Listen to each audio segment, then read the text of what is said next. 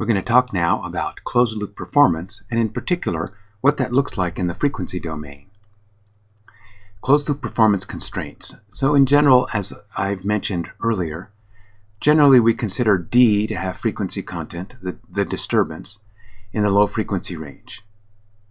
And so as a result, we would require that the largest singular value of the sensitivity function to be small in that range, that is in the low frequency range, that is between 0 and some maximum frequency.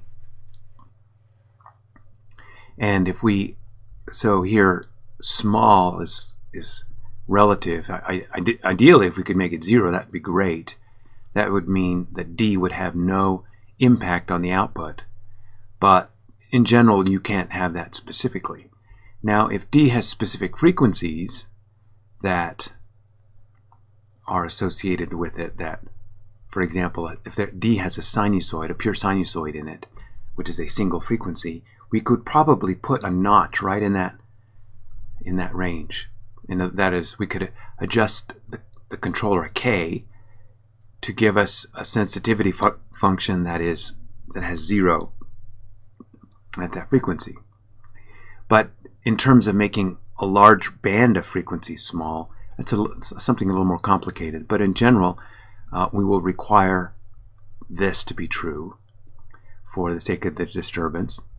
For the noise, in general, we think of the noise having a frequency content in the high frequency range as well. And so this would require that the largest singular value of the complementary sensitivity function would be small in this range.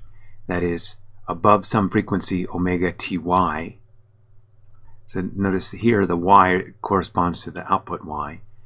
The sensitivity complements, I don't know why I have t there. Anyway, greater than some frequency, that the largest singular value would be small.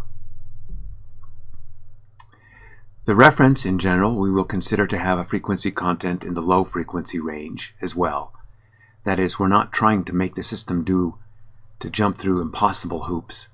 We're just, there's a restriction. That is, between 0 and some frequency omega r, we would like the complementary sensitivity function to be approximately the identity in this frequency range. So in general, T is going to be a matrix, and so you can think of this as being 1s along the diagonal and 0s off the diagonal. Here I'm assuming that my transfer function matrix is a square matrix. So if that's the case, that would require two things.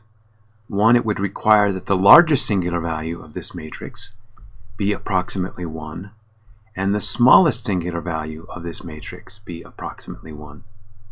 So, I mean, if they're equal to 1, then they're equal to each other. But in general, you won't get that, but you can get them close, so something like that.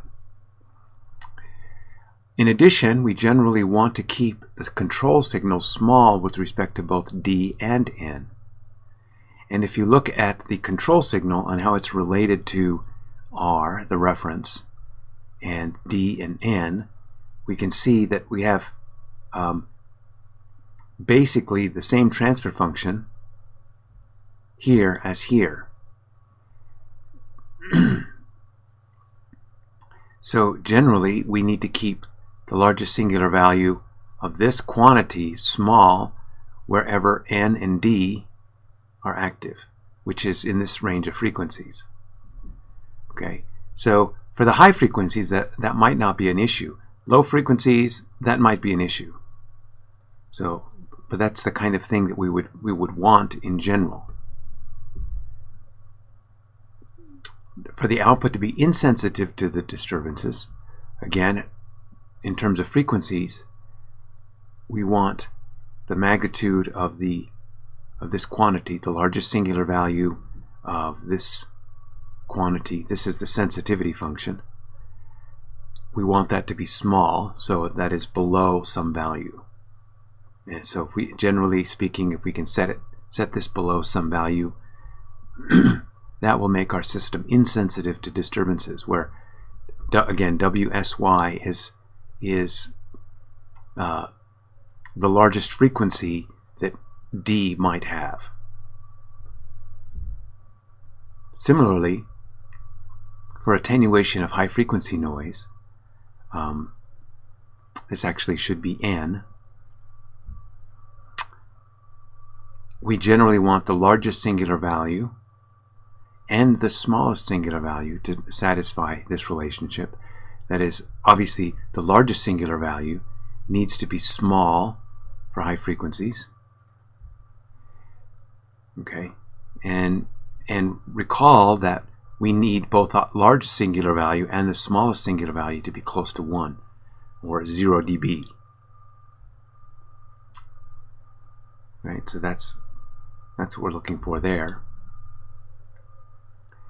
In terms of attenuation of disturbances, we would want this quantity, which is not quite the complementary sensitivity function, but something similar. We want that to have magnitude less than some value, and this to have magnitude less than some value in this frequency range. So that's the kind of thing we're looking for. And so that's that's the notion of loop shaping. And so the question is, can we get a controller that will do this? So notice, we're looking at quantities that are fairly straightforward to calculate, but the question then becomes, how do we get a K that does this? But that would be the goal. That would be the performance constraint on our controller. Closed loop performance constraints on a controller. Stay tuned now for looking at how that would translate into open loop constraints.